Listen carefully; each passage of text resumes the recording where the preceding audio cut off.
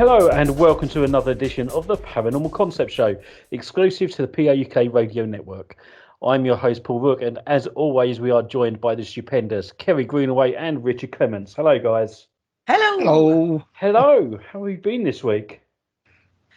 Pretty good, thanks. I've had a week off work. It's been brilliant. Oh yeah, because you work in retail, don't you? I do. Yeah. And you need a week off now and again. Yeah, someone told me that. Can't remember who it was, but yeah. Oh, excellent. Yeah. And how about you, Richard? Have you been up I'm okay, yeah. I'm off out tomorrow night with a couple of my muggle friends, so I'm muggling it up tomorrow night. So you have muggle friends? I'll tell you, I've been learning all sorts this week. First, Kerry and retail, learned that one, and now you've got muggle friends. Yes, I've got some muggle friends. We haven't got together for a little while, so I'm going out tomorrow night. So I'm looking forward to that. So it'll be good. Fantastic. Awesome. Like kicking his heels up, Paul. You'll be hungover tomorrow. Maybe we should have done this tomorrow. Well, that's it. I mean, I'm all suited and booted, ready to go out after the show because you said say about Nando's. We're doing Nando's tonight. Kind of. Yeah, sort of Nando's, isn't it, yeah. Kerry? It kind of is. I knew you was going to make that joke when I picked this topic. Yeah. The minute I saw it, I thought I know straight away how Paul's going to introduce this show. Don't know me that well, do you? We are talking about one of the influential figures in the paranormal is where we started with this one. And this guy. So we're not going to Nando's. We're not, unfortunately. No. No. I'm going to get my comfies on then. Go get your comfies on because this is going to be a bit of a eye opener, I think, because this guy, I've seen him referenced a few times in a couple of books that I've read, but it's almost like a side note. It's almost like, oh yeah, Nando did this. Do you know what I mean? Now, I actually think he is so underestimated in the influence he's had on the paranormal. So I thought I'd bring it to the table. It's probably not a name many people have heard. Well, they may have heard of it, but whether or not they realise the in-depthness of his paranormal journey, I don't know. But I thought we'd have a talk about it. Okay. Really, him and his journey. And his name is Nandor Fodor. That does sound like someone from Lord of the Rings. Fodor. Sure, he's not in Lord of the Rings. That's kind of what you think when you hear his name, don't you? Yeah. He's actually Hungarian, so that's why the name's a bit weird. That'd be it, yeah. I mean, all day, like in my brain, I've been calling him Nando Fodor. So forgive me, people out there, if you're listening to the show, if it goes into the Nando Photos, then that's why. Bless him. A very intelligent man, this one is. He's studied law. He took his LLD at the Royal Hungarian University of Science in 1917. And, he also ended up becoming a journalist, right? As you do. Yeah. So he's well written. He can write. He knows his stuff. He's got that analytical mind. Excellent. That's what you need in a paranormal field. That's kind of what you do. And he paid his first visit to America basically back in 1921. So we're going back to the early 19th century. 19th century, Richard? Yeah, although 20th century. 20th century. 20th although century. That's not a necessity for the paranormal field. You can be in it without that. What's that? Going to America? The trip to America. Oh, I think it's kind of a necessity. No. I've been in the paranormal for ages. I've never been there. I'd love to go to America. I'd like to go Route 66, but... Anyway, we digress. It's still paranormal. It's all right. It was there he discovered a book by a psychical researcher named... Oh, God, the names. Hello. What's going on there? On what? Didn't you hear that? No. Yeah, that was a message or something came through. No, my phone's on silent. Always is through these things. Richard, was that you? That wasn't me. Did no one hear that? I heard it. We're tapped, are we? Sounds like we might be. The FBI are listening again. Oh, again. Oh, there. Again. Well, bless them. We must have hit. I think the FBI must have us on. Yeah, speed dial. I think they love listening to our conversations. Anyway, he discovered a book by a psychical researcher Mr. Hereward Carrington. Oh, right. Now, there's a name for you. Now, basically, that kind of hit the spot for him. He found it, it really kind of excited him. It really sort of opened the door to him. He actually says about it, this work was a revelation to me. From then on, I spent my lunch money on books, feasting on psychic knowledge in preference to the nourishing food of the Hungarian restaurants near my work. Awesome. How cool is that to find a book that does that for you? Yeah. Yeah. Have you got a book that's done that for you? No. Yeah. Oh, what is it? Couple. George Orwell's Homage to Catalonia, very good book, and a book by Graham Hancock is one of his first, Fingerprints of the Gods. I found those two books quite compelling. In my younger studies, sort of laid the foundation work. Yeah. So I think the only book I couldn't put down was Richard Lehman's The Cellar. But that was only because there was glue on my hands and just couldn't put it down. Oh dear. So anyway, Fodor approached Carrington for an interview for the newspaper, but Carrington actually turned around and went, "Why don't you come to a reception?" Okay. Okay, so that's a party, isn't it? That's basic, kind of a bit more subdued than a party. But this was for the great, say, Arthur Conan Doyle, who we've talked about before. Yeah, I know him. And you know how Arthur's passion, shall we say, for the spiritualism, we know that. So, basically, he gets to the reception and interviewed Arthur Conan Doyle instead. That'd be so cool. Right. How cool.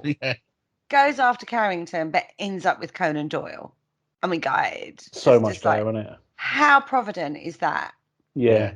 When you first become passionate about something and find, you get in contact with the one person that's fired that from a book, and then you get to speak to the next kind of great. I mean, Sherlock Holmes alone, and then that spiritualism perspective as well. It's almost like a double whammy, isn't it? You've got the night with Carrington and Conan Doyle. Oh my God. Two for the price of one. Exactly right. So Fodor actually became really firm friends with Carrington, but they didn't meet for like 10 years again. They were corresponded basically, and then later on they started to collaborate, but we'll talk about that later on. Now, basically, it's quite evident in Fodor's work that he took Carrington as like a model for his own research and pathway as a writer and investigator of psychical phenomena. Right. But he was still working as a reporter. Okay. So he's got this going on. He's got this bubbling away in his little brain, and he's supping up all the lovely information that's out there. But he's still a reporter in New York at this point. So he's getting to interview lots and lots of different people with lots of different influences. And as we know, guys, it's very telling, I think, when you look at a body of work of somebody after they've passed and you think, right, you can kind of pinpoint which sections of life where their influences came from. Yeah. I mean, I think you see this in pop stars more than actually more evident in pop stars, because they seem to reinvent themselves. And I think it's to do with the material that they're surrounding themselves with at the time to get their inspiration from. Well, I think you can do this with other people as well, but it's a lot more subtle. So he's going around interviewing lots of different characters. And another of the characters that he interviewed was a guy called the names. Nandor Fodor. Oh, yeah, I know him. Yeah, now he's a psychoanalyst associated with Freud, of all people. Again, big characters, right? Big names. Yeah, all these big names. Now, Freud himself and psychoanalysis didn't really give the occult much time, the unknown, the supernatural, the psychic much time. Basically, the theory is that everything comes from self. Okay. Okay. So when he's talking to these people, they're giving him almost a balanced viewpoint of cyclical phenomena. They're going, yeah, well, have you thought about it in this term? Because everything comes from yourself, right? Whereas he's got a lot of other people going, like Conan Doyle, who was completely off the scale believer of everything to do with cyclical phenomena, basically, wasn't he? Yeah. So he's got two very opposing influences going on here. Excuse me. Now, the psychoanalysis side of things, I've got a frog, bear with. Hopefully that's got rid of him. Psychoanalysis was another huge spark of inspiration for Fodor. That was another area where he went, oh my God, I understand that. I can get that. So he's got, as I say, these two completely opposing views initially, what seemed to be opposing views going on, but both are hugely influential in his life. Mm-hmm. Okay. Now, basically in 1927, Fodor then classes what he calls his first encounter with the dead. He went to a seance with a guy called William Carthusa. Yes, is that right? Mm-hmm. Yeah, that he was a medium, wasn't he? That's right. And this was in New York City. He actually received a very moving and direct voice communication from what he thought was his dead father. Okay, as you do. As you do. But haven't we all done that? We've all been to psychic mediums when they've been working and received, well, I have, and received a message. And it's been so evidential for you personally that you believe it, don't you? So I haven't personally, but I have seen lots of different mediums. They've never given me any reading, except one who tried, bless him. But he was getting very, wide of the mark. He wasn't actually getting anything in particular. I think one of his comments to me was that I like to walk around castles, and I thought to myself, no, no shit. It's like plastered all over my Facebook that I'm a paranormal investigator. So it only goes to stand to reason that I like walking around old places. Mm. See that this is the thing. But back in the 1927s, don't forget they didn't have things like that. No, they didn't have Facebook. They had MySpace though. I don't think they had that either. That wasn't that long ago, believe it or not. But I don't think you can take out the emotional impact of a mediumistic reading when you get a message. You can't take out that emotional impact and the influence that has on you. I don't think you ever forget that. No. I know I can't. I know, like, there's a couple. I mean, the majority of the read I kind of don't remember particularly. But the couple of details that she did pull out were direct answers to questions I'd asked before I'd even got there. I just put it out there. This is what I want to know. And the answers that came through were relevant and right, actually, worked out right in my life. Okay, cool. So that emotional impact that had, I will never forget that. Do you know what I mean? And I can understand why Fodor kind of, I could understand that for him, that was evidential for him at that time. I mean, later on in his life, he became very disillusioned with Carthusa in particular, but he never discounted that emotional impact of that reading that he had. He actually wrote a detailed account of it and published that in his book, The Haunted Mind. Okay. That book sounds like a book we should all be getting, to be fair. Yeah. I'll search Amazon as soon as I come off the show. It might be one of those rare books now because that was written back in 1959. Yeah. But we'll have a look. You never know what pops up. Sure, Rich has probably got a copy in the back of his wardrobe somewhere. Yeah, probably. Now, in 1929, he interviewed multi-millionaire newspaper magnate Lord Rothermere and was very fortunate to get a position on his personal staff. Very nice too, right? Now, Rothermere actually owned the British newspapers, the Daily Mail, the Daily Mirror, Evening News, Sunday Dispatch. All the good ones. Well, at the time, they were a lot better than they are today. Mhm. And at the time, there was politically, there was a restoration of Hungary going on. Right, so Fodor's job then brings him from New York City to Britain. Cool. Okay, but he's focused on the Hungarian side of things because obviously he came from Hungary in the first place. Yeah. Right. So there was the Hungarian peace treaty after World War One, and he found himself in a very comfortable position, a very comfortable office, a job that gave him plenty of time, plenty of spare time. And it was during that period that he compiled his famous Encyclopedia of Psychic Science. Now, this is a bit of a tomb of a book, right? It's something that it's kind of a strange undertaking for somebody that's sort of dabbled. Okay. Okay, because it's quite a task, this one. And I'm going to read what Fodor himself said. He said, I was struck by the fact when I began my studies in cyclical research 11 years ago that the inquirer is faced by an endless repetition as he goes on. I wanted a guide and started to make an index of my own. From this, as time went on, the idea of an alphabetical encyclopedia was born. Okay. Okay. Now, even now, it is still classed as one of the most comprehensive books on cyclical science. All right. Believe it or not. Okay. Right. Cool. And yet, I'd never heard of that one. No, I can't say I have. To be fair. I'm going to Do you know look what I mean? for it now, though. But then maybe we're not in those circles enough to have heard of it. Yeah.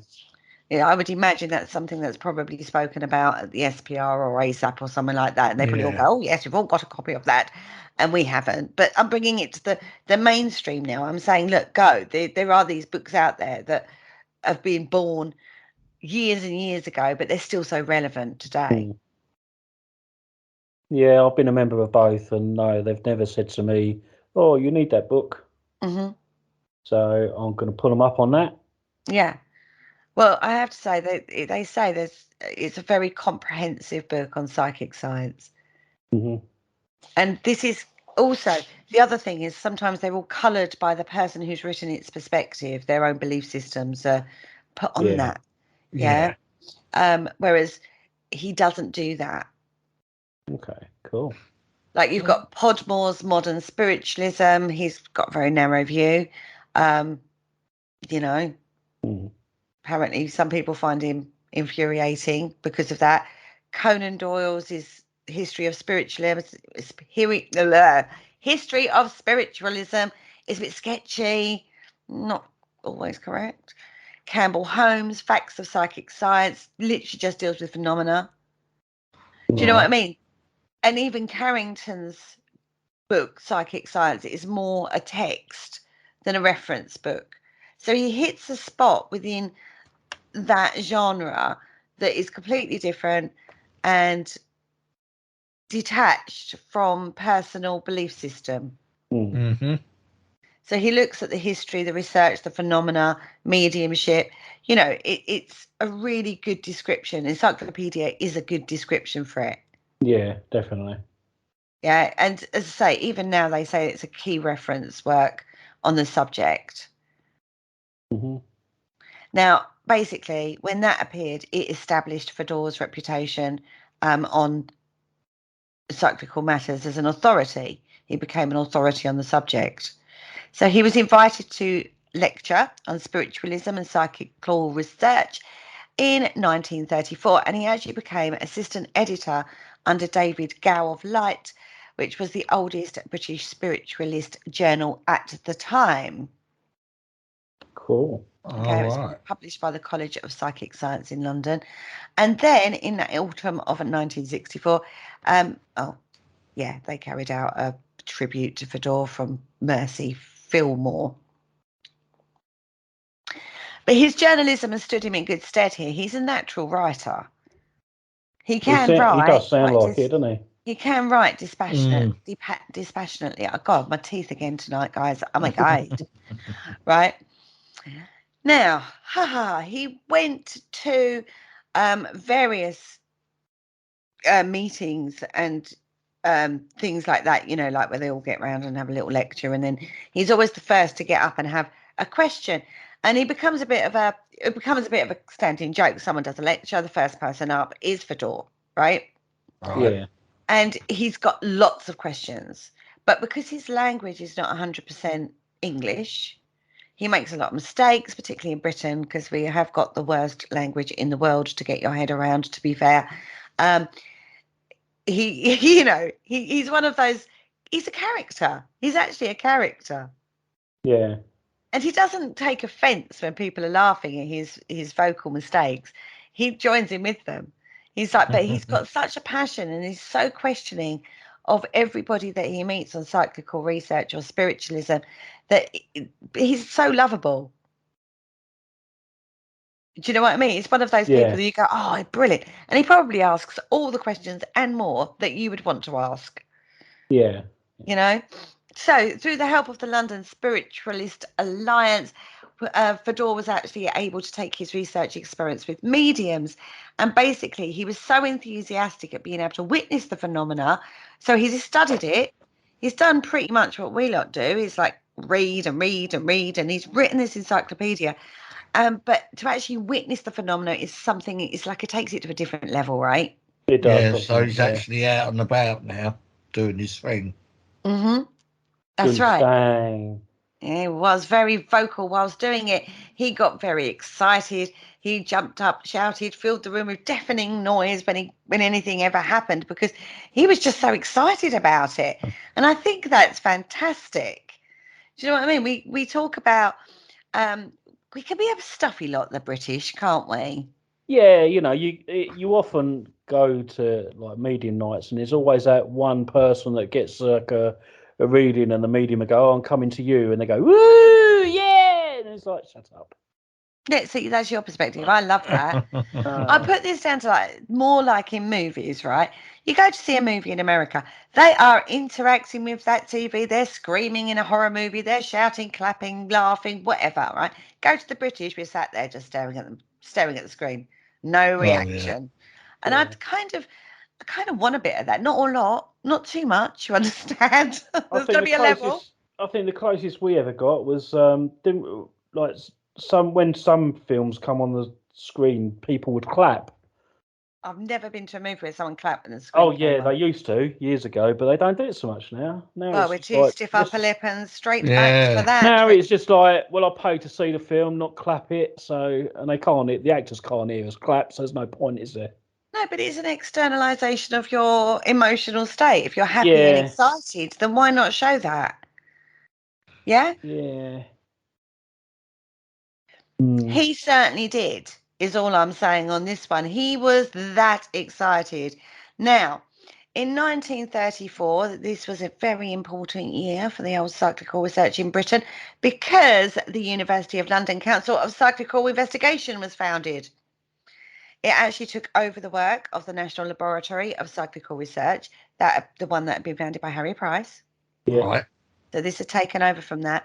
And Price presented the council with his library, laboratory, and equipment. Ooh. Oh, my God. Now, I have been there. It's in London. I have been there. I went to see the Enigma, or the release of the Enigma of Italy, written by Paul Adams and Eddie Brazil. First time I met Eddie Brazil there, by the way.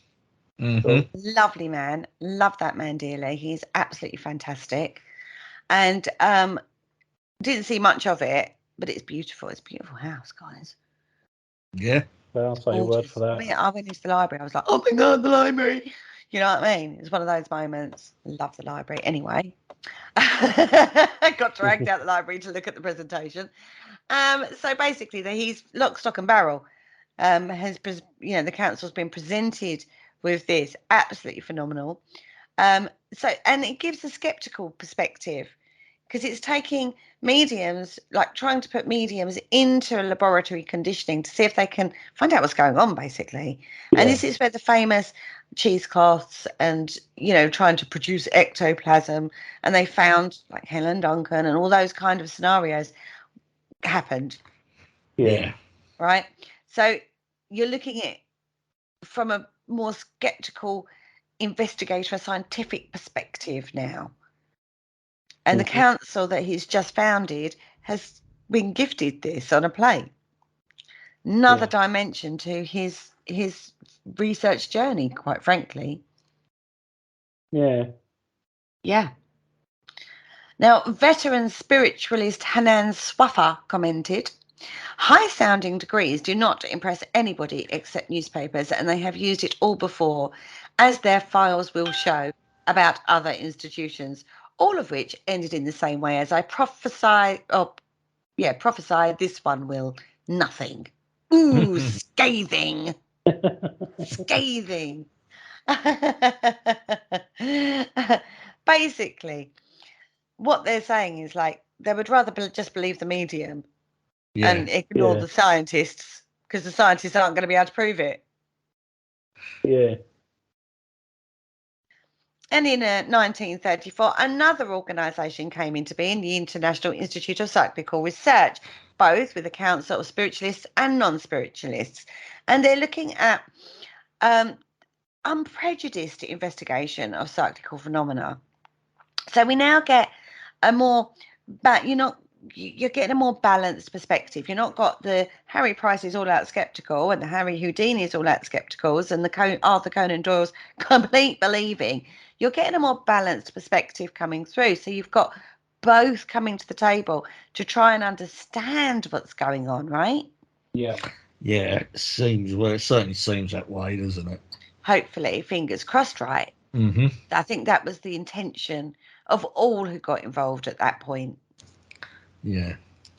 Now, Professor D.F. Fraser Harris was announced as research officer, but actually resigned.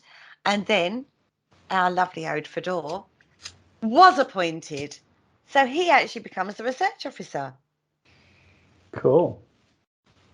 Finally getting somewhere. This began his years of practical investigation. But it wasn't until 1938 that Fodor, too, he got a bit... the council... unhappy misunderstanding is all that we found out about that one. And I kind of understand, looking at some of his investigations, as to why they became a bit unhappy, which we'll talk about later. But it was at that point, really, that the council started to turn a little bit against him. Right. It's always the way, isn't it? But Fodor had been investigating things like mediumistic transfiguration, production of apports, direct voice, levitation, hauntings, poltergeist materializations. He'd edited some bulletins that had been issued by the Institute. There's a lot going on. And the most important one was the poltergeist phenomena. Yeah. How cool. Which we've talked several times. You know, poltergeist keeps coming up time and time again, doesn't it? It's always there at the top of at the top of the paranormal phenomenon, isn't it? The poltergeist. Yeah, most definitely. Now, he actually wrote these in collaboration with Hereford Carrington. Now, Hereford Carrington was the research officer of the American Psychical Institute of New York. Cool. All right.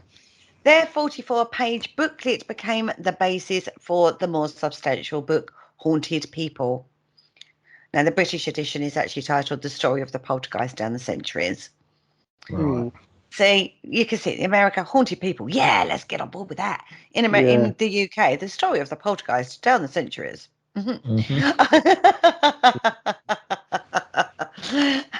Now, between April and May 1934, Fodor also wrote a series of popular articles on medium, spiritualism, and psychical research for the newspaper, the Bristol Evening World. They were printed in book form, These Mysterious People, and it's basically probably one of the most readable books and clear and honest books that you could probably get around that time. It introduced a lot of people into the subject. Okay. Now, during his time in Britain, Fodor actually met with a lady. I know, woohoo! Dr. Elizabeth Severn. Severn.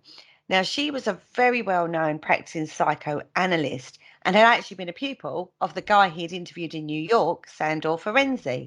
Oh, right. Now, this reignited that side of it for him, the psychoanalysis side. I bet it did. Maybe the Dr. Elizabeth was rather tasty, is all I can say. I don't know that. I don't know that at all.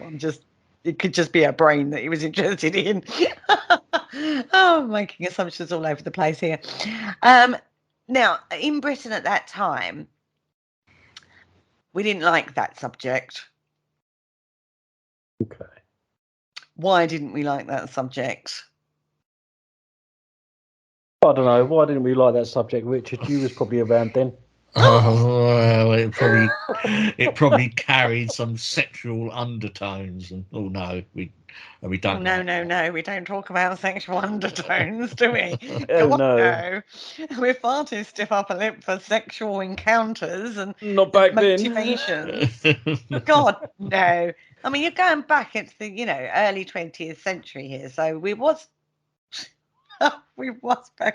still are quite frigid, really, aren't we, as a nation? Yeah. No. I think we're more enlightened now than we've ever been. But back then, it all happened behind those closed curtains.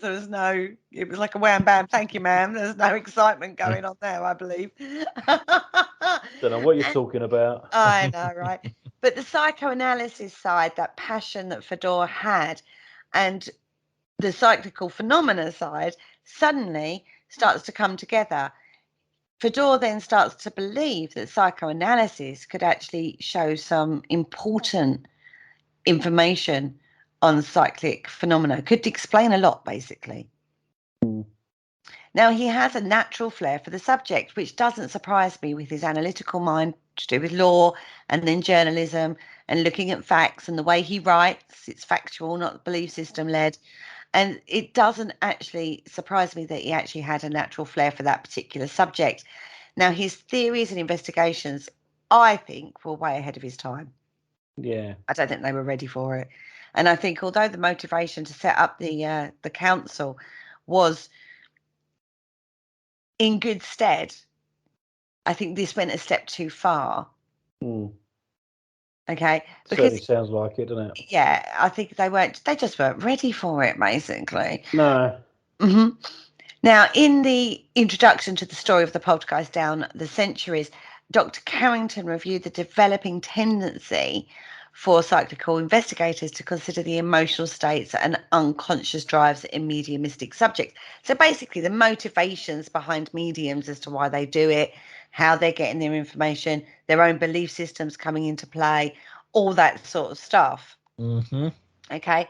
Now, they refer to an earlier paper by a Dr. James Hislop, who commented, aside from a few clinical observations of Eusapia palladino, this remained practically the only study of the sort until Dr. Nandor Fodor psychoanalytical analysis of various poltergeist cases. So he's doing the work. He's putting money where his mouth is. Yeah. And he's looking at things in a completely different way. Why he's looking at the psychological research of this, like physical research, they're looking at mediumship and telekinesis and stuff. So when they talk about poltergeist cases, they're not looking for ghosts. Correct. It's just basically all to do with the brain. Correct. That's what they're looking at. I just wanted to clear that up for. Yeah, they're looking at that externalization from that internal process rather than hashtag it's a ghost. Yeah, demon. Yeah, exactly, which kind of goes against what the spiritualistic belief is that they're conversing and talking with spirits of the dead. Yeah. Mm-hmm. Right, that's a completely different perspective on the subject. Yeah, so when they talk about like their poltergeist cases, that's the route they're taking.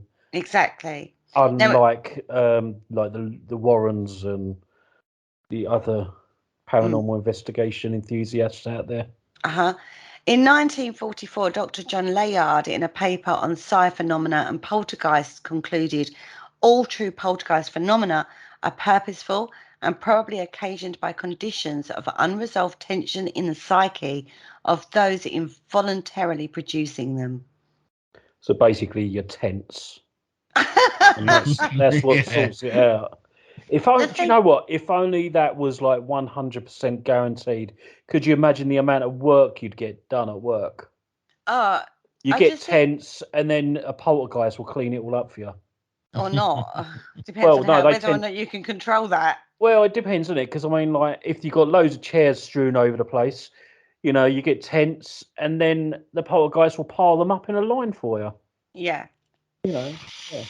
The thing is, that's about 15 years after that paper of Dr. John Layard. It's about 15 years after Fodor was actually doing his own investigations into this. Mm. So it shows you how far that had come. But this isn't a common view. Yeah. The spiritualists bitterly criticised him. They did not like it. This is a taboo subject in psychical research at this time. Yeah, of course it would be. Okay. Now, Fodor, had two important investigations. One was the Manor Ghost and the Thornton Heath Poltergeist. Now, again, they are fully reported in the Haunted Minds book. Okay. Okay. And we'll talk about one of those at the end. Mm-hmm. Okay. Now, we'll talk briefly around the Manor Ghost, because it seemed that those hauntings, this was in 1936, you can imagine how this went down like a bomb. This took place basically because of the abnormal sexual relationships in the family concerned. Okay.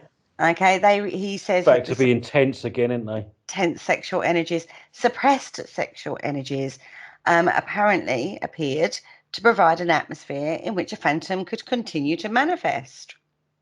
Okay. Interestingly, Fodor had actually brought a medium onto the case, a Mrs. Eileen Garrett. Okay, and that was her diagnosis. Oh, right. So it wasn't him that came up with this. He had actually brought that medium onto the case, who actually went in, and through her spirit guide, that's what she actually came up with. That's what they said, or the spirit guide said. This is to do with the suppressed sexual energies within this family. Okay. Right? How strange. Now, just on a side note, Mrs. Eileen Garrett headed the Parapsychology Foundation in America. Awesome. Okay. Now, the Thornton Heath investigation started in 1938. We'll talk about that in a lot more detail, okay, towards the end, because that's a fascinating one in itself, and basically brought his downfall about, really. Now, he wrote in The Haunted Mind, the psychical researcher is forced to view his subjects as material for investigation, but not necessarily as human beings. The psychoanalyst can go further. His aim is to analyze, to find the fault, and then, if possible, to heal and bring about a new adjustment to life. Oh. Cool. Isn't it just? You can see the influences there, though. You can see the Freud influences, the sex thing. I mean, God, Freud was just sex bonkers, wasn't he, really? Yeah. So, oh, my computer's just told me I've got a problem. Go away, problem. It'll be fine. Just close it. That's what I do. I'll sort that out later. As an experimenter and observer, it would be unethical to change to an analyst-patient relationship without full understanding and agreement. So you have to be totally honest with what you're doing, the approach you're taking, your own perspective on it, basically. So you go into a situation, you go, right, I'm not here to find a ghost, basically, but we're going to find an answer for this, but it may not be the one you expect. It might actually be you. So we're going to be looking at all angles. Yeah. So you have to make the person that you're working with fully aware of that. Yeah. Fine balance, right? Definitely, because you've got to take into their belief systems. They'll go, oh, no, it's definitely a ghost. It's not me causing this. You know what I mean? You could understand back in the day how this would be a very delicate situation. Yeah. And because of his position on this, the opposition he was receiving from the spiritualist angle caused an actual crisis for his own position as the research officer of the International Institute for Psychical Research. God, that's a mouthful and a half, isn't it? Isn't it just? I'm sure they do it just to trip you up. I'm sure everything we research, they do it. Yeah. Talking of which, we were talking the other night and we came up with a topic, and I went, we can't do that, but I can't say any of the words. True story, everybody. Yeah, true story. Sorry about that one. Anyway, word of his theories got out, and basically he's also vigorously exposing frauds in the medium world. He was getting some heat from this, a lot of heat. There was a lot of antagonism towards him to do this. And basically, in an obscure work, Consciousness Creative, there was he contributed to an essay, right? This Consciousness Creative. And for reasons of public propriety, mediumship is very seldom discussed from its most important angle, that of sex. I mean, God, so all these mediums are going, I'm not motivated by sex. He's going, actually, you are. Yeah. And so he's violently criticised at this point. And Horace Leaf, a famous medium and spiritualist author, actually came to the defence of Fodor, stating, owing to the peculiar nature of the subject, Dr. Nandor Fodor wisely restricted its publication to quarters which guaranteed that it would be read only by those interested in the more technical and scientific aspects of mediumship. He pitched it to his audience, is all I'm saying on that one. Yeah. But he does deal with it in a very restrained manner. It's at this time, obviously, it's a very delicate subject. You can misunderstand things very easily in that particular. It's not just about. See, this is where we go. Oh, Freud's very obsessed with sex, but it's not necessarily about. It's beyond the act. It's about need. It's about we talk about basic human needs and releases, and it actually comes down to that more than the physical act. Does that make sense? Yeah. Tantric. Richard, have you got anything further to say on that? Because you're probably more of an authority on that than me. I reckon you've got it. In regard to reading about it, obviously. I wonder where you was going to go then. Carry on. It's an interesting one. I mean, as you said, Freud seems to have this thing sort of piled on him that everything was to do with sex. But you speak to most sort of psychologists and stuff like that, they say that's one of the biggest misunderstandings about Freud's work. Exactly. It is. So, I'm only a layman. I don't know these things. We'll have to perhaps ask our producer, Mr. Mercer. So we're going to have to start writing down a list of things we need to ask Andy Mercer and get him on a show and just give him a Q&A. Yeah. Aren't we? Because there's several times we've gone, we need to talk to Andy Mercer about that. Yeah. But when we have spoken to him, in conversations, because, he's a psychiatrist in real life, that's his job. And he says that at certain times with certain people, you can definitely get phenomena occur. Yeah. Whilst he's doing his, whilst they're having a session, and it is strange how that happens. And when you look at Carl Jung, he's more Carl Jung than Freud, I would say that. Yeah. But even Jung, who trained with Freud, didn't he? He was under Freud for a long time, and then they parted ways later in their life. I'm not sure that's where I'd want to be. If Freud, wasn't it, you said Freud was all sex orientated, you wouldn't want to be under him. I nearly spat my drink out then. Oh dear. Oh, that takes you for drinking and podcasting at the same time. Yeah, just like wetting the whistle.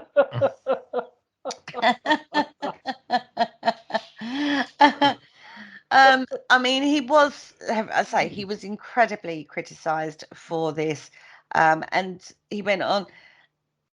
Oh God, Considering he is the research officer of the International Institute for Psychical Research. Yeah. Yeah. They're amazed by his, and they said the ignorance of the nature of psychic phenomena in a curious essay in a very curious book. This insult to the great spirit guides. The belief system is dripping off of those statements, right? They are, aren't they? He carried on. Further articles are published, baiting Fodor, questioning his competence. And then in February 1938, he actually issued a right for libel against the newspaper concerned. Isn't it good to know that you even get the armchair warriors back then as well? Yeah. Well, I don't know if it's reassuring. They just get everywhere, don't they? Oh dear! Now other repercussions followed. Arthur Findlay. I don't know if you guys, Arthur Findlay, don't you? Oh yeah. He's got a college over in Essex somewhere, hasn't he? Yeah, he has. Is that the Findlay College? Yeah. That's right. The Arthur Findlay College. So incredibly respected figure in the spiritualist movement, was actually a chief shareholder in the company owning the newspaper, and was also the chairman of the International Institute, of which he was a founder. And he said, well, I don't think I can be no longer associated with the Institute under these circumstances, and resigned. Well, that makes sense, doesn't it? He got really knickers in a twist over it. Miffed. Very miffed. But I mean, I have to, again, Fodor, you keep shouting at me and saying nasty things about the work I've done. Took a libel rate out on it. Yeah. Stop it, basically. Enough is enough. That's it. He didn't buy it, didn't do nothing, and when is enough, you do that, don't you? Yeah, keep going. Except these days, you have rants about it on Facebook, and more people join in that don't even know who the person is that you're talking about, and It just turns into a witch hunt, and then you get certain podcasts and people ranting about it as well. All to do ridiculous. With a misunderstanding in the perception of not willing to explore your own belief system on something. Yeah. Not willing to be broader minded about something. You have your belief system, somebody puts forward a different belief system, and then all hell breaks loose, right? Yep, as always. Correct. Anyway, the Institute itself then brought Fodor's investigation to the Thornton Heath case to a close. And in 1938, the Council of the Institute sent a letter to their members basically saying, after carefully reviewing and considering the policy of the institution, the Council have decided that the employment of a whole-time director of research is not justified. Accordingly, they have terminated, with regret, the engagement of Dr. Nandor Fodor, who is no longer connected with the Institute in that or any other capacity.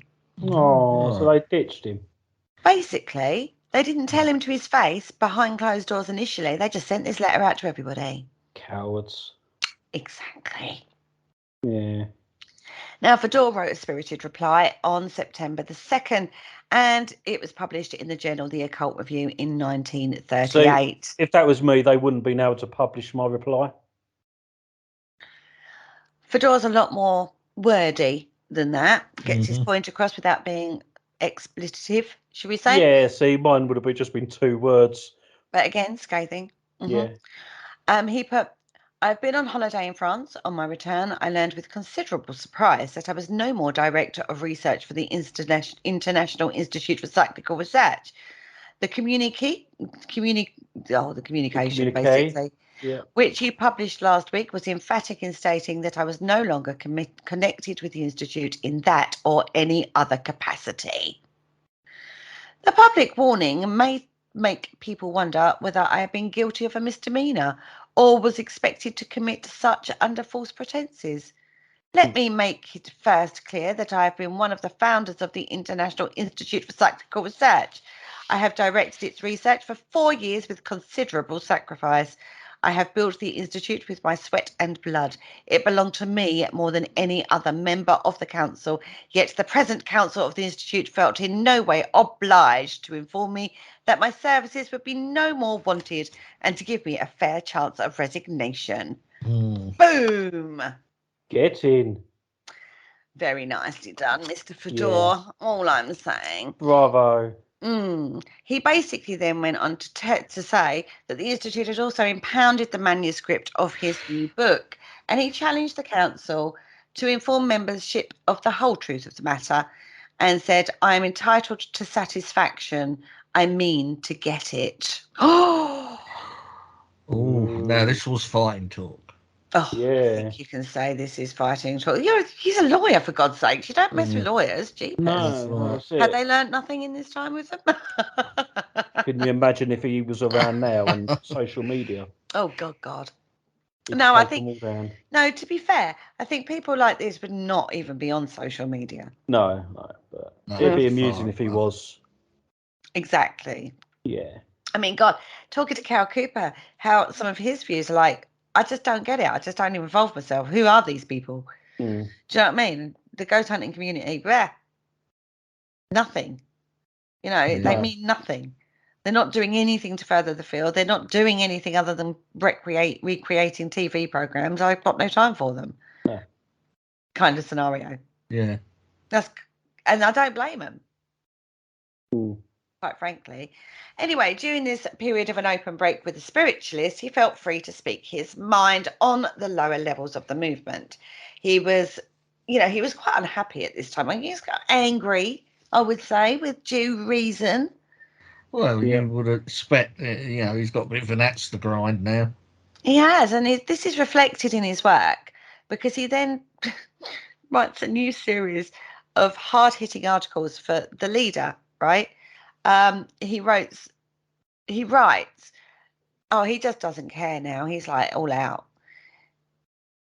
He says things like, I respect the deep religious convictions of sincere spiritualists, but cannot keep silent about some of our miracle mongers. Right. And the series is like announced as beginning the greatest show up of spirit miracles ever printed. And he says, I expose the shams of spiritualism. And then later headlines go on to say, I unmask the muslin and cheesecloth ghosts. I debunk these gifts from heaven. He's all out going for it, right? He's got them in his sights. Oh, he's taking them down, boy. Yeah. Awesome. Again, good on him. Yeah, absolutely. He's got all the strengths are off now. You've done that to me. I'm not going to take this line down. So I'm going to be completely honest about things now. No, that's it. I mean, once you like kick a bloke when he's down, as soon as he's got nothing else to lose, we might as well go for it. Yeah. He's losing friends. He's being told off by his former associates. He's still taking heat for this. They don't like this expose, shall we say. And now he's even being, charged with the very doubtful friend. You're not a very good friend, basically. Yeah, but he don't care because he's already lost everything. He don't care. He replies, in spiritualism, unhappily, one ceases to be considered as a friend if he speaks the unpleasant truth. Oh! Quite a profound statement. Yes. It is. It's very true, actually. Yeah, that's what I was thinking. It's very true. This period of his life, he's not a happy soldier. Not a happy bunny. He's not happy. And, he must have felt at this time that everybody was against him. Yeah. But he's sticking to his viewpoints. Well, that's it. I mean, there's been quite a few people in the paranormal field that's felt like that at some stage. But they keep going. Exactly. Now, it was around this time that Fodor actually had some unexpected, shall we say, support. By Professor Freud himself. Ooh. I know. He agreed to read Fodor's manuscript, and then in a letter dated November the 22nd, 1938, he actually wrote sympathetically, you're turning away from interest in whether the observed phenomena were genuine or fraudulent. You're turning towards the psychological study of the medium and the uncovering of her previous history. Seems to be an important step which will lead to the elucidation of the phenomena under investigation. It is very regrettable that the Institute for Psychical Research would not follow you. I also hold it very probable that your conclusions regarding this particular cases are correct. Get in. Boom! Yeah, mic drop right there. That was what you needed at that moment, right? Yeah. Mm-hmm. He needed someone to come along and say, keep going, you're on the right track. I think you're right. Yeah. You know? Good on your Freudy baby. Yeah, thank you, Mr. Freud. He wrote a very happy and generous letter to the editor of the Occult Review in the January of 1939 and said, I would be glad if you would allow me to state that my differences with the Council of the International Institute for Psychical Research have now been amicably composed. Get in. The manuscript referred to in my letter of September the 8th has now been returned to me, and I am making arrangements for its early publication. It will represent my personal views and will in no way bind the Council of the International Institute. I understand that recognition is being paid to me for my past services in a statement which members will shortly receive. On my part, I wish the Council good luck for their future work and sincerely hope that their new policy will receive the same hearty support which I have enjoyed in the past 4 years. Get in. So he got what he wanted, got his manuscript back, and carried on with his own work with the perception that he's got. Yeah. With basically the support from Professor Freud himself. Yeah. Absolutely. Mm-hmm. However, the libel case that he raised did not end so happily. Fodor had actually complained about 4 particular articles that he said had libelled him, but judgment was given in 1939. And now Fodor actually had partially conducted his own case. He was awarded minor damages of 50 guineas each in respect of the 2 articles. The jury finding the newspaper in regard to the other 2. So it's sort of 50-50. Yeah. Okay. So it might seem that the result was evenly divided, but to the newspaper, it was a heavy blow and actually took a lot of their vital funds. Good. They deserved that. It actually made bad publicity for spiritualism in general. No change there. But Fodor had vindicated his own reputation. Good. We talk about the gap between psychical researchers and spiritualisms. Yep. Spiritualists, even. This is kind of where it started. Okay. Because where they started with a common goal, this with Nandor Fodor has kind of split this. To split it, yeah. Yeah, and I don't feel that has ever really been healed. No.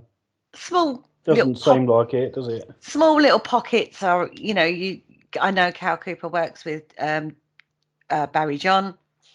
There's small pockets of it, but not to the level it was back in the day. Yeah, I suppose it's very much like that, and like even now, there's people that have that are not aware of the divide, but they don't understand why. I think that this is it. Could all go back to this. Yeah.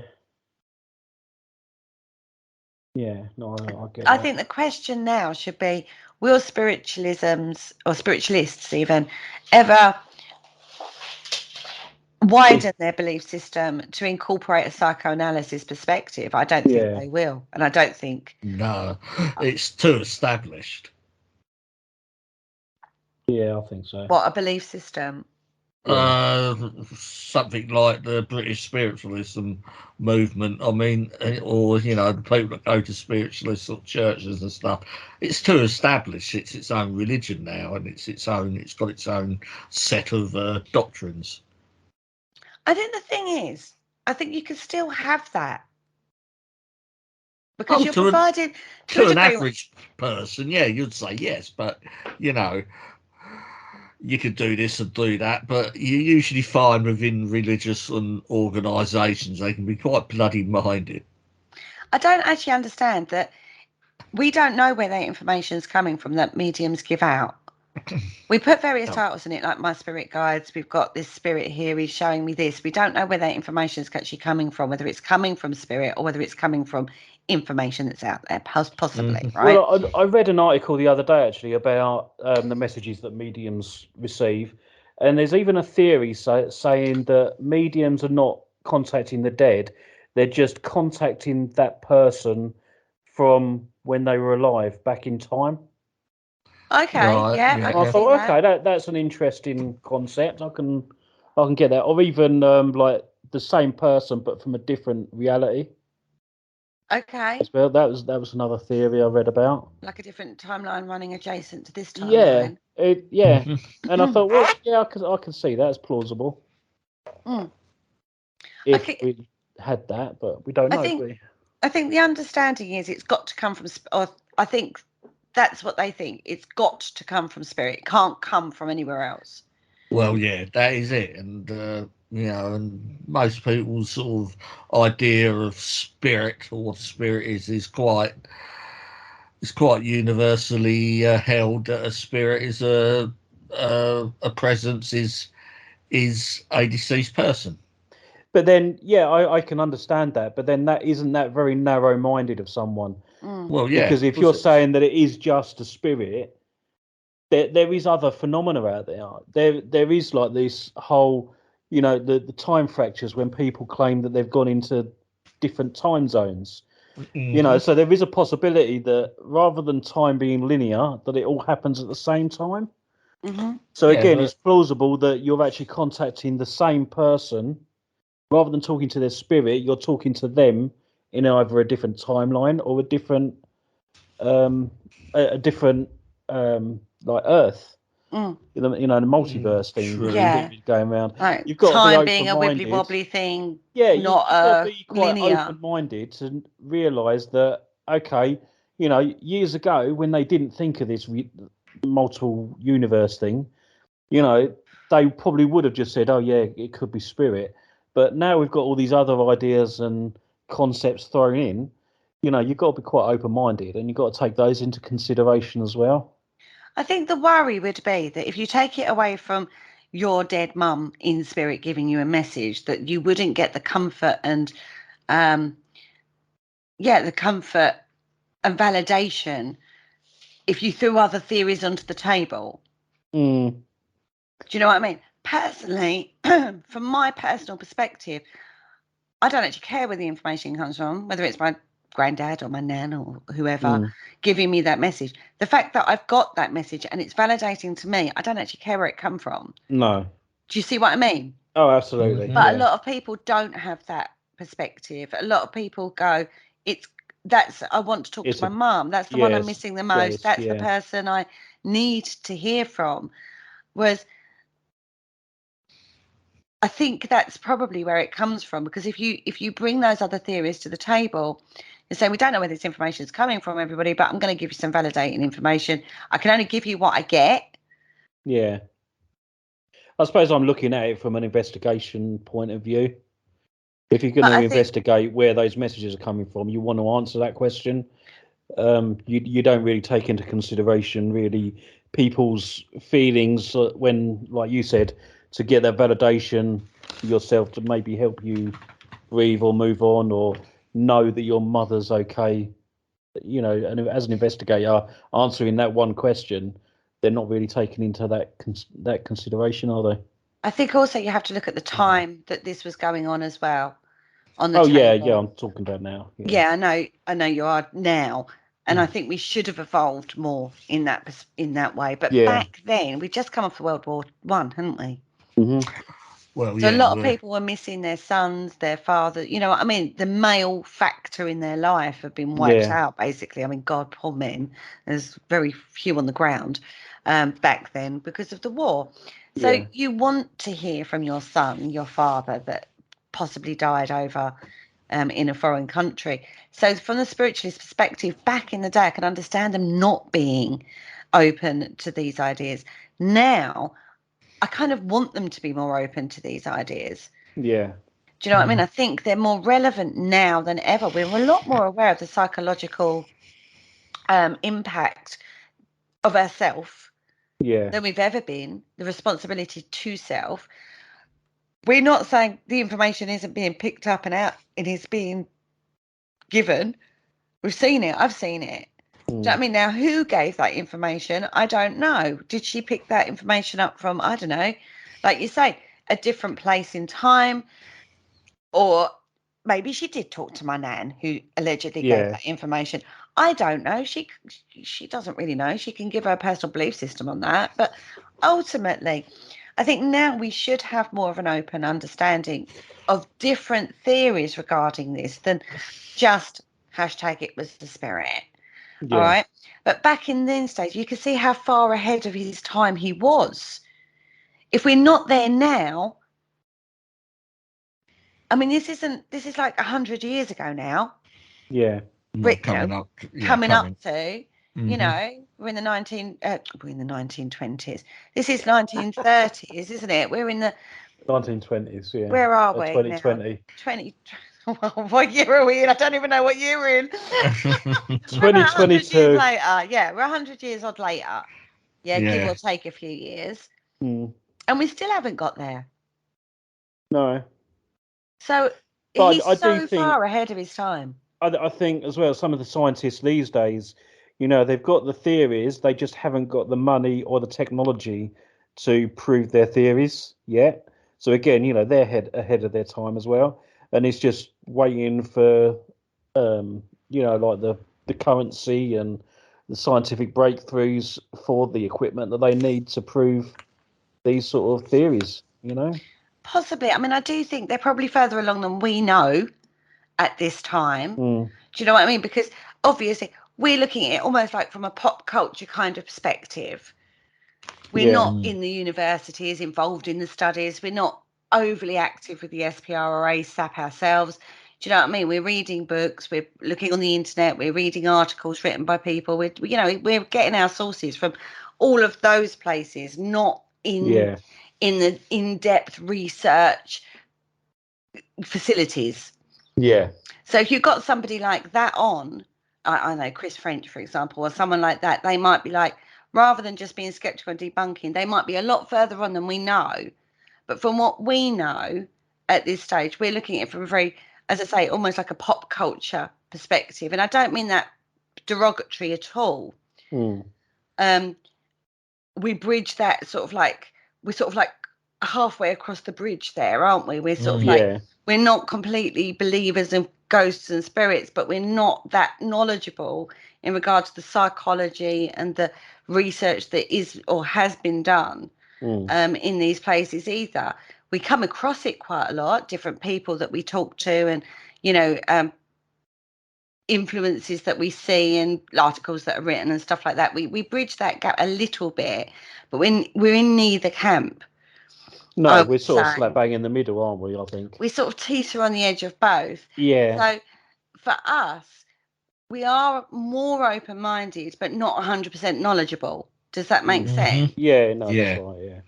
And as I say, that's not being derogatory about our position. I quite am proud of that position, actually, because I'm not stuck in a rut of thinking. Oh, yeah. I mean, it's ever good. evolving. It's just a case of learning all the time. Exactly. You know, both camps have got the validation, you know, and they're both needed in a way. And we could take information from both. I totally agree. You know, that neither of them are wrong, but neither of them are right either. But it gives you food for thought and for musings and for thinking. And the whole point of the show was to go with concepts. Exactly. You know, and work with people's ideas. And that's from both camps. And I think we do that really well. Yeah, exactly. But at this time for Fodor, it's not. It's one or the other. Yeah. And that, I think, is a shame. It's way ahead of his time.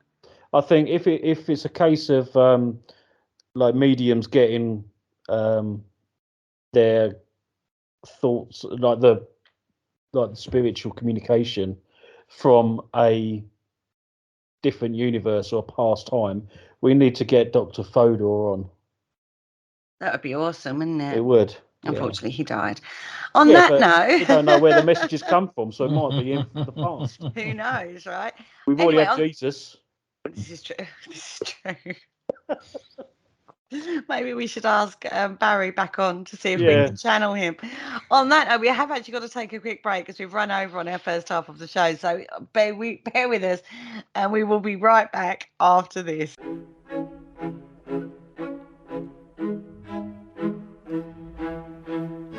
Hello, Harry Price here. If there's nothing me and my friends enjoy more here on the other side, it is to sit back and relax and listen to the Paranormal Concept Show, right here on the PAUK radio network. Broadcasting a plethora of interesting and informative content for all your paranormal needs. Find them across social media to keep up to date with forthcoming shows and all their other adventures. Hello, is there anybody there? And welcome back to the Paranormal Concept Show, exclusive to the Paranormal UK radio network. So we kind of left the story in the middle of this defensive position from the spiritualist movement back in the 1930s and the scientific analytical side of Nandor Fodor himself. And you've got this massive clash going on between the two, and never the twain shall meet after that ever again, really, particularly. Right? Right. Yeah. Big court case. Kind of went 50-50 in his favour, but the reputation of the spiritualist movement had kind of been damaged in that, and Nandor wasn't particularly, upset about that. He was just like, oh well, kind of scenario. So it kind of, although financially it was 50-50, it kind of ended up more in Fodor's court, as it were, and he ended up going to America. He thought, oh, sod this, and went to America. Mm-hmm. Okay. He then started practicing as a psychoanalyst in New York. Decided he was going to resume his American citizenship, and then basically renewed his old friend, Hereford Carrington, Dr. Hereford, Dr. Hereward even Carrington. Oh, I can't even say normal names properly, let alone weird ones. And they've got a lot in common. So it's a natural progression of friendship. I mean, they've been in contact all these years. They collaborated over the seas, but now they're really getting on with it, basically. Now, Carrington had written an acknowledgement to Fodor's Encyclopedia and congratulated him on the amount of work that he'd put into it. And it was not long after that Fodor actually realised that Carrington had been working on a similar project and stopped because of Fodor's own work. Oh, right. So he'd actually been doing it himself and then said, oh, actually, this is good. So I'm not gonna bother anymore. I'm not going to be able to do better than this. Yeah. And that's some acknowledgement there, right? Yeah. Now, America around this time is a lot more sympathetic to new ideas, and psychoanalysis itself is firmly established. He was able to combine his interests of journalism and psychical research. He gave up on his campaigning days. He just didn't care. He just contributed to journals that he wanted to. And he elaborated his ideas of this connection between psychical phenomena and psychoanalysis.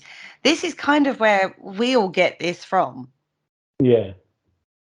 Other people dabbled in it, but his body of work is where the externalization of an internal process basically comes from.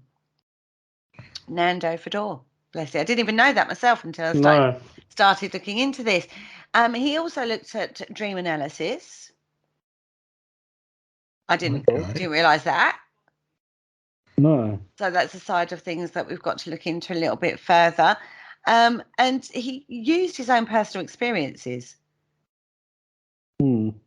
to back up some of the things he was saying in his articles. Mm-hmm. He's still got a firm friendship with Mrs. Eileen Garrett, that talented medium that we talked about. Yeah.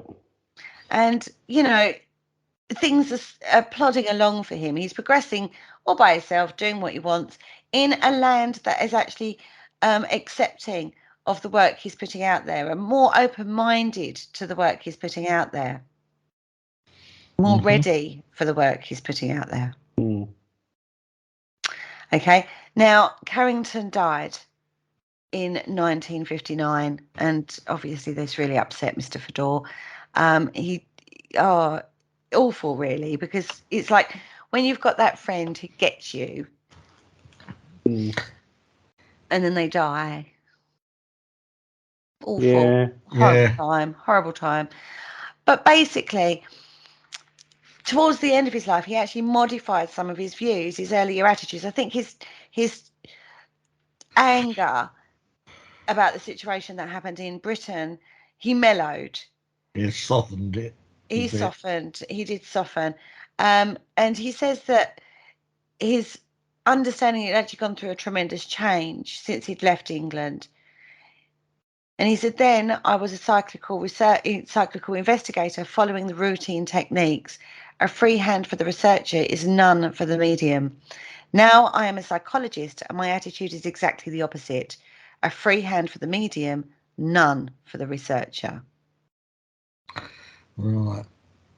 He says he has no more joy in typing up mediums and exalting instrumental findings. I see now cyclical research has tried to be too scientific for years and has gone bankrupt as a result. Mediums do not function well if they are used as guinea pigs. They're human beings with the same virtues and vices as the researchers themselves. Yeah. So he comes full circle. Doesn't it? He comes away, you can see the evolution of his journey. He starts with the passion of hitting a topic that excites him and motivates him, and he believes it, to going through the learning process of being open-minded within that learning process and accepting a new idea, a new theory, that being vilified, and him getting a lot of not very nice heat from that, to being angry and taking him down and being quite rude back, politely rude, I would say, learnedly rude, but being quite skeptical, to then continuing in his own journey, coming through that anger and coming out the other side and going, okay, well, that don't work. Where does it meet? Where does this work? And he recognizes it doesn't. So he becomes a lot more softer about it all, and a lot more, he acknowledged that change within yourself, his self. But this is a lifetime. This is over his entire life. So you can see that progression. I love that. Yeah. I mean, at one point he wrote a really fiery essay defending the late Harry Price from attacks on his new book. And he was really indignant and discredited this Sir William Crookes and the famous Florence Cook mediumship. Do you remember that? Yeah. Do you remember that was the lady that was she channeled Katie King, the Pirate King's daughter? Yes. Yes. The swoonings and we looked at that in Victorian spiritualism. Yeah. And even ourselves, we was like, oh my God. Do you know what I mean? Like, if you're going to go, that's how you go, kind of Absolutely, scenario. yeah. We were quite skeptical about that ourselves. But he's going, at that time, with his knowledge and his belief systems, he was, I'll say suckered in. It's not the right term there. But that's what we talk about when we look at evidence, other people's evidence. We weren't there. We can only look at it as a cold, dispassionate person and be skeptical about it and dismissive about it. Yeah. Yeah. And that's what he's saying. He said, we can look at that and be like that for that, but we weren't there. We weren't there. We didn't witness it for ourselves. We can only look at it from a dispassionate perspective. But if we had been in that situation at that time, we might have been exactly the same. So you can see how he softens a lot. He says we need more tolerance, less cynicism. We need greater respect for human nature. Yeah. And that's true, because human nature, we all act in different ways under different circumstances, don't we? We do. Yeah. We're not perfect. We have our motivations. You go out on an investigation and maybe you're really upset and you witness something and then you react really defensively when someone says, well, I didn't hear anything. Do you know what I mean? Because that's the human nature perspective side of it coming through. The reflections of your day to day coming through. What you need at that time. if you needed validation, then you're going to accept that validation, even if somebody dispassionately is looking at that going, Barnum statement. Yeah. Do you see what I mean? So you Yeah. can't take Yeah, out I that do. human nature side of things. And that's what he's saying. You've got to be tolerant and have greater respect for that. It might explain it, but we have to have respect for that. Yeah. Absolutely phenomenal work he's done over the years, this guy. Unfortunately, he died in 1964, and we are left with a legacy of a huge amount of cyclical work that he undertook. We can look at that journey that he undertook within himself regarding cyclical phenomena and learn from that. And that is something that shouldn't be underestimated. No, very much so. Yeah. Brilliant. Absolutely brilliant guy. Thank you very much to abcpeople.com for helping me with a lot of that information that I got.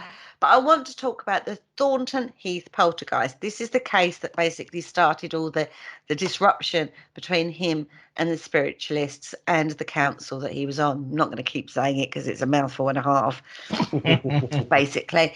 And where did it all start? And what is that case? Because it's a poltergeist case I'd not come across. No, I must admit, I haven't heard of it. The Thornton Heath poltergeist. Now, basically, on the 21st of February 1938, he opened a letter from an East End clergyman that he kind of knew, right? Okay. The Reverend Francis Nicole, basically telling him that there's a poltergeist attack going on in the suburb of Thornton Heath. Dun, dun, dun. Exactly. This had been reported in the Sunday Victorial. He said, have you seen it? Oh, he hadn't. Oh, no, I haven't. Oh, I'll have to check that one out. Now, the minister, he says, that, oh, that sounds a bit ludicrous, quite frankly. It sounds a bit similar to a case in East London that we'd done the month before, but we'll have a look at it. So, this is all around the time that the press, the psychic news, the spiritualist movement is kind of telling him he's being too cynical. Mm-hmm. Okay, that he's damaging the cyclical research reputation, basically. Right. Okay. Right. So he took on this case basically to try and prove how sincere he was. Yeah. Yeah. So this is almost like godsend. You talk about providence. This case falls on his lap at the right time, and he goes, "Great! This is the case. I can prove my theories are valid, and that they're not way out there, basically." Now, he got a copy of the Victorial, right? Oh, this is the one that the poltergeist story had been reported in. And basically, it says, Ghosts wrecks home. This is, you have to understand also that this is right on the verge of World War II. Yeah. Yeah. Hitler's making lots of grrr noises over in Germany. And so national worry is paramount at this time. We don't want another world war. We've not long finished World War One, and now we're looking like we're heading straight into a second world war. Yeah, so they sort of like try and help people forget the terror by having a story about a family being terrorized by a ghost. Yeah, Yeah, okay, that makes sense. distraction techniques, I suppose. Mm-hmm. Yep, rolling eyes and all Don't that, just be so scared of Hitler. We've got things that are a lot scarier at home. Yeah. Don't you be worrying about that. I They're don't know. here. Exactly, right. Now, this actually comes from a lady called Alma Fielding. She's a 34-year-old housewife who lives in Thornton Heath. This is near Croydon. Okay. Yeah. Now, she's got a husband, a son, and a lodger. And that's not the poltergeist. No, that's who she's living with. Yeah. All I can say is I can understand why she had a lot of suppressed anger going on there. Anyway, a week earlier, she'd actually had a pain in her pelvis. Right now, she had a lot of kidney problems anyway, so she's put it down to this. She took to her bed, took pills, antibacterial medicine, all of that, and basically just tried to sleep it off. Right? As you do, yeah. Yeah. Now, at this time in England, the weather wasn't particularly very nice. A strong wind swept across southeast England, and we had rain, sleet, and snow. So she's in bed, shivering and freezing and ill, and kidney problems and stuff. And she ended up being laid up for days. I don't blame her staying in bed, quite frankly. No. Now, her husband, Leslie, was a builder and a decorator, and his gums, he was having problems himself. His gums were bleeding heavily because he'd just had his teeth pulled because he was going to get dentures. So basically, on the week that this all happened, the Wednesday, Thursday, Friday, they were in bed together, moaning to each other about their various ailments. And how cold it was. And how cold it was and all the rest, right? And Alma noticed that there was a 6-digit handprint on the mirror above the bedroom fireplace. Ooh. Okay. To be fair, she's a housewife. She thought, how the hell did that get there? Yeah. Proud housewife. Bearing in mind, she's been in that room for days. No one's probably going to put a handprint up there. Right. So you can say she might have been hallucinating. She is on drugs at the end of the day for her kidney problem. Yeah. But towards midnight on the Friday, they're trying to sleep. Then they got woken up. They had something shatter nearby. So she turns on the bedside light and she sees the tumbler of water that was beside her bed broken on the floor. At the same time, another glass flew past and splintered on the wall. Now, I have to say, that's kind of scary. Well, yeah. Because your initial thought would be, I've just knocked that up. off. Yeah, you can imagine, right? You could think, okay, well, I knocked that off accidentally and it broke. Yeah. Right, but then to witness another glass fly across the room when you're just both more worried about the one on the floor and break, that's kind of like, what the frick happened there? You know what I mean? So they're a bit scared of that. Now, Les, bless him, went, put the light out. Let's see what happens. I don't think I'd have been saying put the light out, but anyway, that's where he went with. So she turned the light off and then a wind moved through the room. Now, at this time in the storm, the wind had actually dropped. Now, it lifted the eider down up enough to cover their faces. Right. So Les quickly said, turn the light back on. Good old Les. Good old Les. He's like, no, I don't like this. Turn the light back on. So she tried to turn the light on. Nothing happened. So he went, oh, come here, woman, and tried to turn the light on himself, and nothing happened. So Alma then starts shouting for help. So their 16-year-old son, Donald, comes across the landing from his bedroom. And as he tried to open the door, a pot of face cream flew out of the door. He had to dodge it. Right. Okay, so you've now got face cream being flying across the room. George, the lodger, came in after him and was hit by 2 coins, a shilling and a penny. They both left the bedroom. So they've got the 2 in bed and these 2 trying to get in and they can't get in because the things are being thrown at them. So Don, in all of this, they can't turn the light on, right? You can imagine absolute mayhem going on. Don goes to get the matches. When he returns, he makes his way by the flame of a match, right, which, as you know, is a nightmare. Yeah. Goes to the lamp beside his mother's bed. The bulb isn't in there. Okay. That's why they can't turn the light on, because the bulb's missing. It was found unbroken, still hot to the touch, on a chair on the other side of the room. Okay. So you can imagine how shaken everybody's feeling about this. Yeah. About half an hour later, things seemed to have calmed down and everyone went back to their beds and everyone fell asleep. The next day, Alma, funny enough, feels well enough to get up and an egg smashed when she was in the kitchen.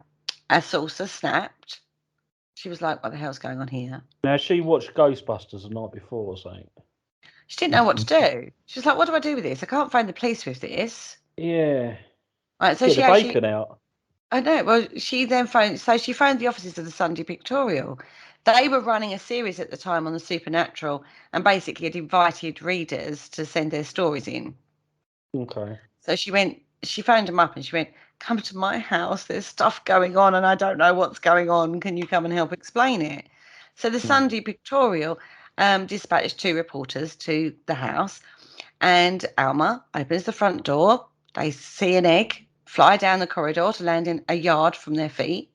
She took them into the kitchen, and a pink china dog rattled to the floor. A sharp-bladed tin opener cut through the air at head height, and it was scary. Right? So things are happening whilst these reporters are there. Yeah. They then go into the front parlour. A teacup and saucer lift out of Alma's hands as she's sitting there. The saucer spinning and splintering as if shot in midair. Okay. A second saucer explodes in her fingers and slices into her thumb. So while they're then bandaging her up, the reporters heard smashing in the kitchen, and a wine glass that had been in the cupboard was shattered on the floor. Yeah. Okay, they saw an egg whirling through the living room door to crack against the sideboard, and a giant chunk of coal rising from the grate sails across the room, inches from one of the reporters, and smacks into the wall. Mm. It sounds mayhemic. Definitely.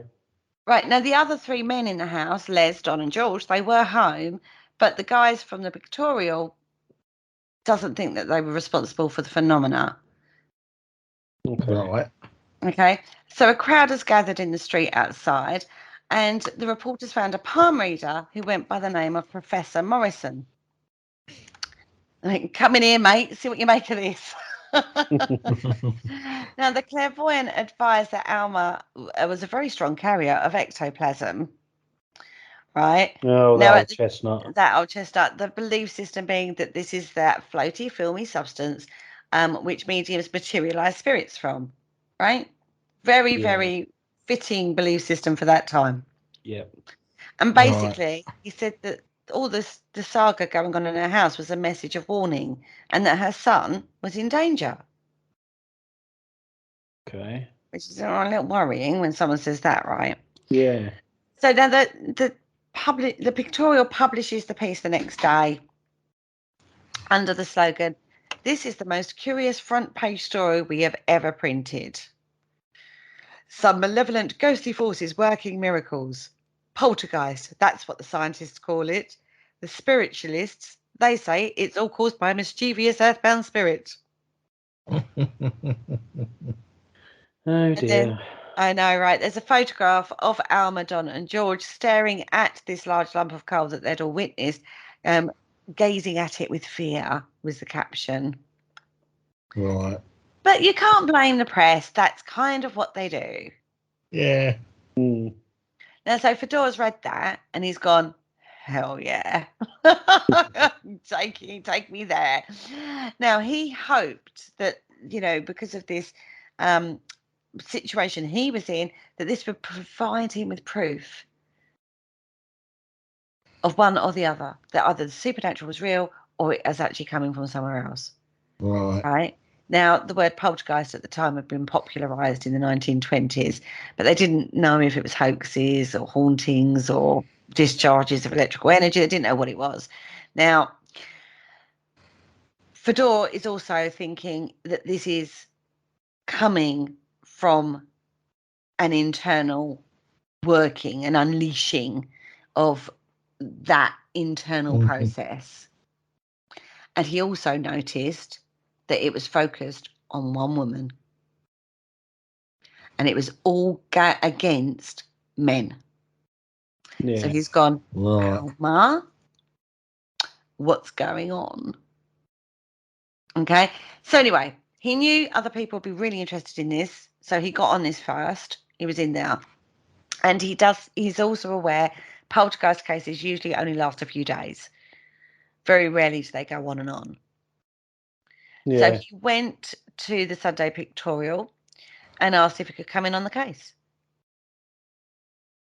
Now, he'd already had articles in the Pictorial himself, so they knew him. So they kind of went, yeah, go on then. We don't know what to do with this one.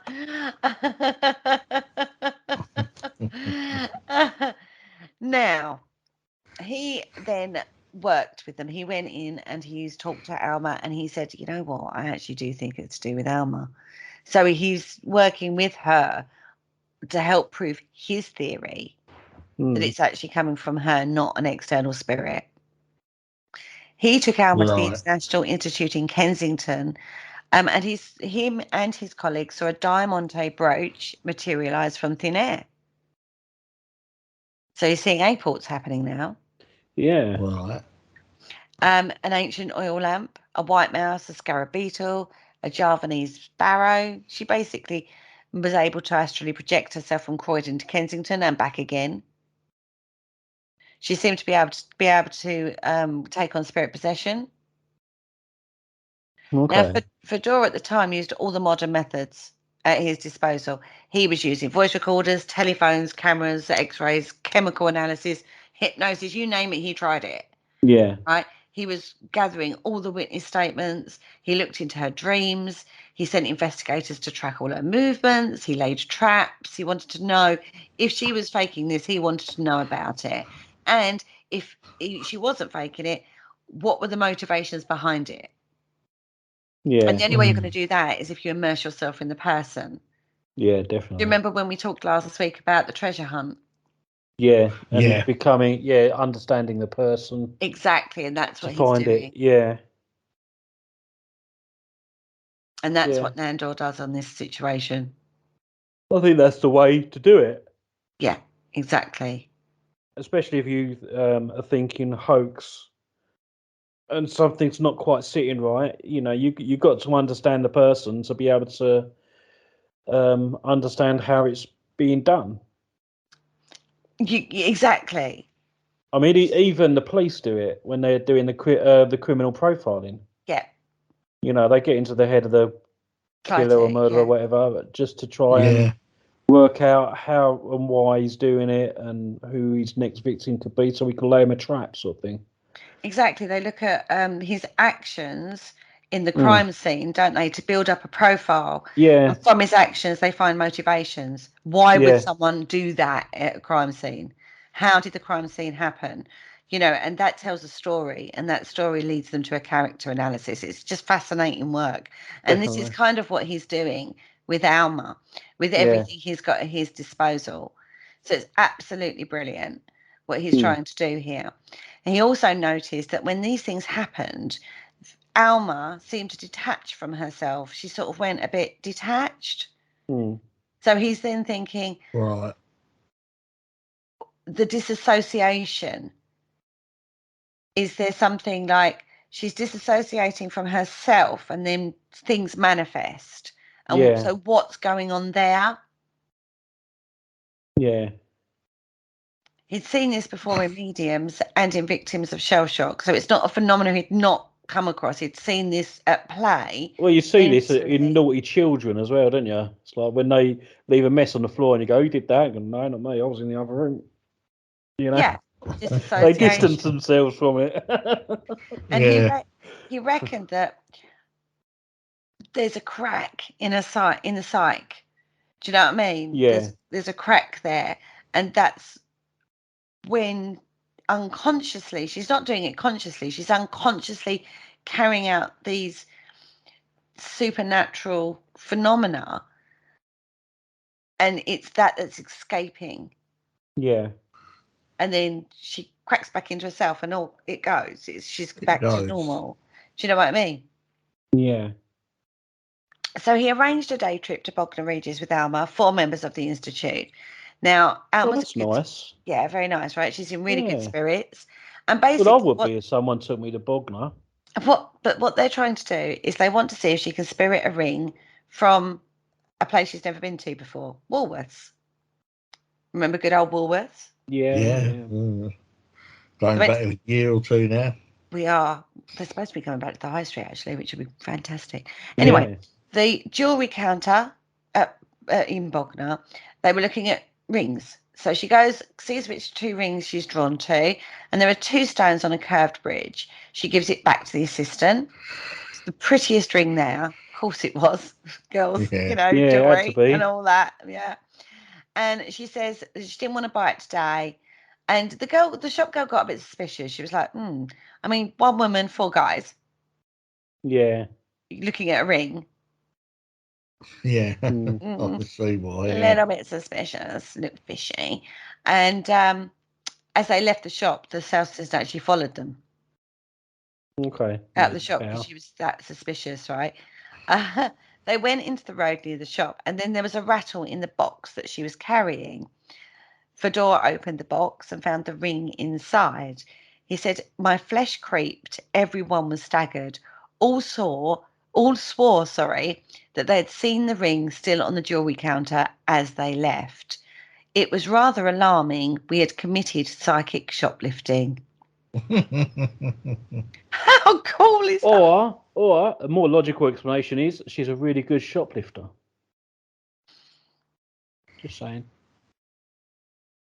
Well, I Yeah, think you don't know. you don't know. I don't know. I don't know the end. I don't know if they took it back to Woolies. I don't know what happened there. So like, quick run. Yeah, exactly.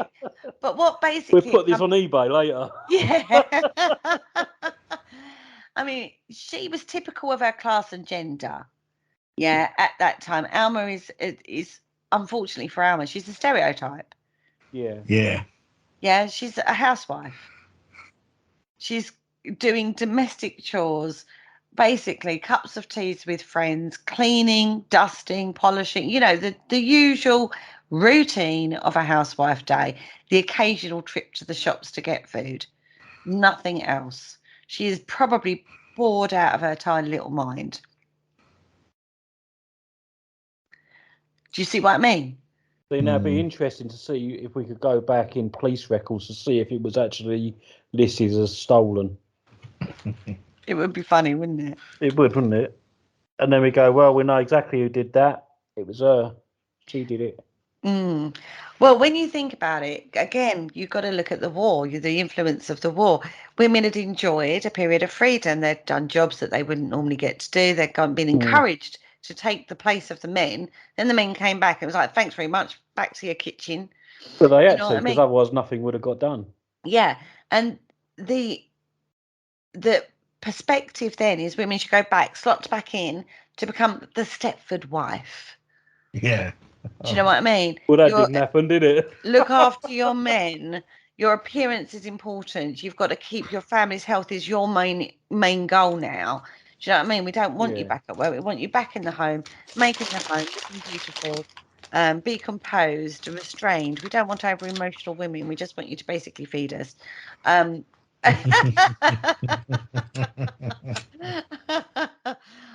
Which, yes, nowadays we laugh at. We go, ha ha ha, that was not a chance. But back then, that was the expectation.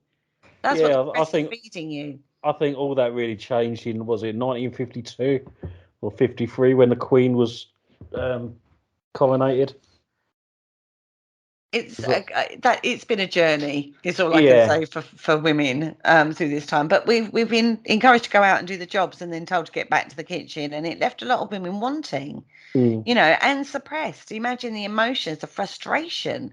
I'm so much more than this, and I'm back to like cooking and cleaning and candlestick making. No, you know what I mean? We're back to that, and it's like, oh, hang on a minute.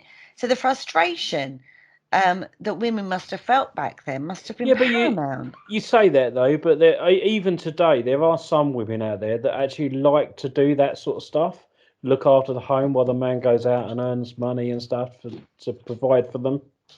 There are women out there that do actually like that still. Yeah, I'm not saying it's wrong, and I'm not at all saying that you shouldn't be like that. If that's what you're happy with, definitely. Yeah, then that's fine. But if you're not happy with that and you want a career or you want to do something with your life, then you should have the freedom to do that. Well, but they weren't given that freedom. You can be anything you want. I mean, look at the end of the day, we've got a woman in the royal family, the Queen. Queening. Yeah, she's a woman. She runs a country. Oh, she doesn't really run the country, does she? Well, she authorises stuff, doesn't she? Well, she gives her opinion and basically just signs the letter, regardless of what she thinks. I mean, ultimately, it's the government, but she still has to sign off on stuff and puts in representatives and things, doesn't she? I know what you're saying. I do get what you're saying. But I do. She runs a country by delegating. Yeah, but looking at this case from this particular normal everyday person, the suppressed feelings that she would have had to have suppressed. Yeah. Is now, I mean, the frustration of having to lie in bed for a few days must have been terrible. Must have been for her. Because that's all she's got. Go remember, getting up and living her daily life and her core belief of looking after the family, she can't. Yeah. And she's also got a husband next to her who can't work at the moment because his gums are bleeding because he's had his teeth removed. And then she sees a handprint. I don't think you understand how frustrating and annoying that would be for a woman. Yeah. In that position at that particular time. Yeah?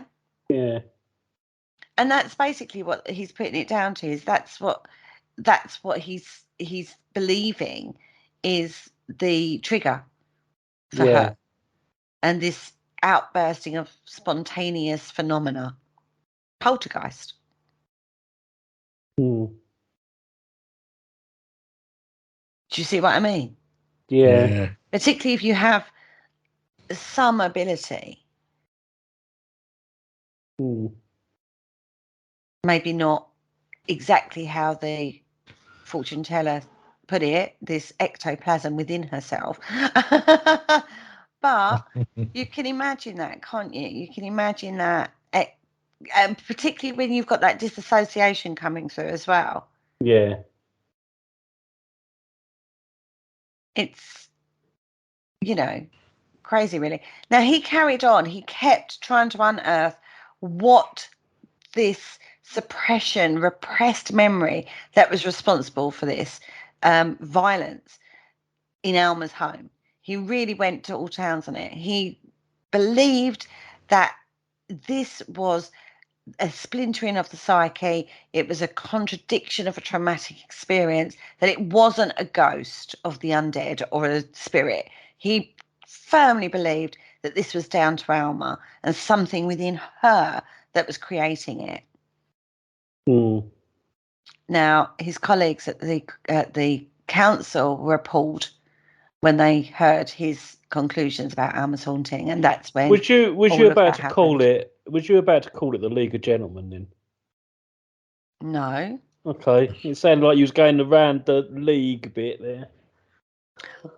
To be honest with you, it's such a mouthful. I then just sort of thought, I'm not even going to try. I'm going to just go with council.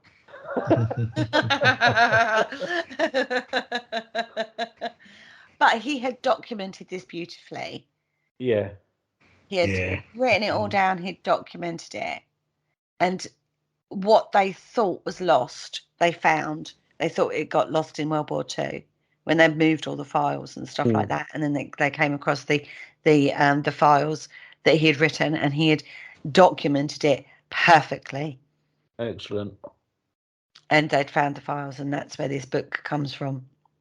Fantastic. Now, his attitude, the Thornton and Heath Poltergeist, was published in 1958, right? The one he wrote, yeah. But the psychoanalysis side actually first took form in media, basically. Okay. The 1959 novel, The Haunting of Hill House. Oh, I've seen that. Oh, we've seen that, haven't we? Yeah. Explores the possibility that a disturbed a disturbed individual can trigger supernatural events. Yeah. Right. Yes. It all comes together now. You've mentioned that. So filmmakers and books and all that sort of thing, right, take on his idea before the people that actually should have taken it on board did. They were too busy arguing about themselves regarding their personal belief systems, whereas like the media went, actually, I quite like the idea of that. Let's run with that idea. That sounds like a good plot for a movie. Yeah. Or a book in this instance. Oh dear. Absolutely brilliant. Now, I don't know. Where do we go with this? I mean, 6 of one, again, we can't prove either way. It's 6 of one, half a dozen of the other. I do think he was way ahead of his time. You can't take the person out of the haunting. No. When we've looked at 30 East Drive, the hauntings that happened there. When we looked at East Drive, the hauntings that happened there. you know, you look at the family now. That's what you do now, right? Yeah. Mm-hmm. Rather than going, oh, naughty little spirit. Even, you know, Guy Leon Playfair's perspective changed through the East Drive one, not the East Drive, sorry. Enfield. Enfield. Yeah. You know, his perspective changed when Colin Wilson was looking at the East Drive, although he wasn't in on the Alpha case, he didn't witness it, he was researching it after the event. It was all on the children, you know, Diane in East Drive and oh God, what was the girl's name in Enfield? Janet, thank you. Yeah. Yeah, you know, when this is what we do now, right? Now, Alma, the housewife, I think they missed a trick. I think they should have been looking at the mother in Enfield more than the daughter. Yeah. The daughter, maybe it's a bit of both. I've always said that with Enfield. My thoughts on that one was maybe it was a bigger thing than just the girl. Yeah. Although it's centered on her. Yeah, it's a possibility. Yeah. Fascinating character. But that is the case that brought down his reputation within the council. That was the case that they were really unhappy with his findings on and his dismissal that it could be a spirit. Yeah. And his definition of poltergeist was trying to rewrite the book, reinvent the wheel, and it wasn't received and he got kicked out. And that led him down a road. But his body of work is out there, guys. Go check it out. I seriously recommend you look at these older people, you know, who started I say started, there were people before them, but coming forward, these kind of people need to be looked at, respected, because a lot of our belief systems now come from these people. Yeah, definitely. And what we're talking about now, and we've talked about it many times ourselves, that externalization of an internal process comes from people like this. And I wasn't even aware of that. And I'd heard his name a couple of times, but not looked at him in depth. And God, I don't even think I've really touched the depths of his work. We've looked at a basic autobiography and one of his cases of who this guy is and his influence and what he brought to the table. And tied in with that, you've got the psychoanalysis side of Freud. And, you know, later on, Jung comes onto the table and stuff like that. It's all intertwined. It's all connected. And I think that's so, so important. Richard, thoughts, please? Well, as you say, I mean, a person I hadn't actually heard of, I'm kicking myself now. I think I should have heard of him. So that is something that's out there for people to actually go and follow up on. I'll definitely be following up on his work, and I see you've credited the sources you've got this from, so that would be a good place to start. Most definitely. Yeah, most definitely. I think his own work as well, I think is worth trying to find. Oh, definitely. Yeah. I mean, his book, there is a book, autobiographical book written by Kate Summerscale. So go out there. The case itself was from an extract from her book. So definitely go. Well researched book, gives you a lot more background than I've covered here about the political. Again, we've talked about this before. Look at the whole spectrum, not just the case, the influences on that, the external influences coming in on that person or that situation. And she does that in that book. Absolutely phenomenal.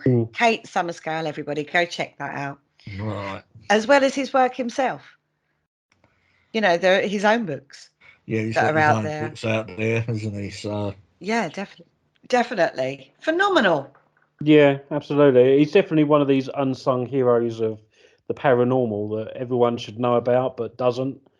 You know, going through the research and stuff that you found out about him and that, you know, there's lots of links that we know about in popular paranormal circles, but you wouldn't have known that he was involved in any of that. No. So it's really good to bring these guys to the forefront, and yeah, maybe people can relate to him and learn more. Yeah, I definitely think it's important to do so. As I say, looking at it from like a everyday kind of person in the paranormal perspective, like I said earlier, you know, that bridging the gap between, they might know him really well in the SPR and ASAP, and it's, oh yeah, it's Nando's work or whatever, you know. I don't know. Yeah. But I'd only heard him referenced a couple of times in some of the books that I'd read, not really in depth of what he'd looked at, just, oh yeah, good old Nando kind of scenario. So it's a name I knew, but I didn't know the extent of his influence. And that's where a lot of psychoanalysis influence in regards to the paranormal would come from. And I just think that's phenomenal. It's a completely different perspective.